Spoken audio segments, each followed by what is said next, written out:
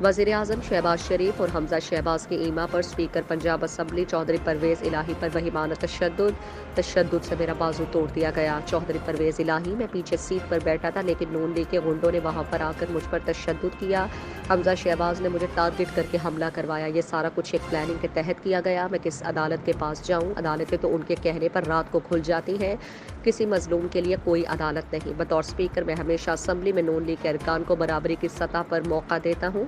नून league के जेलों में बंद रहनुमाओं के लिए प्रोटेक्शन ऑर्डर जारी करता रहा। आज उन लोगों ने मेरे साथ क्या सलूक किया सारी दुनिया के सामने है। लीगी अरकान सुहेल शौकत भट्ट और मलिक वहीद ने हमजा शहबाज के कहने पर मुझ पर हमला किया। ये गुंडे अपने घर से लेकर आए हैं। मैं अभी भी स्पीकर हूँ, मेरे साथ ऐसा सलूक किया गया। मुझ पर हमला करने के लिए आने वाले गुंडे हमजा शहबाज के नारे लगाते रहे। चौधरी परवेज़ इलाही।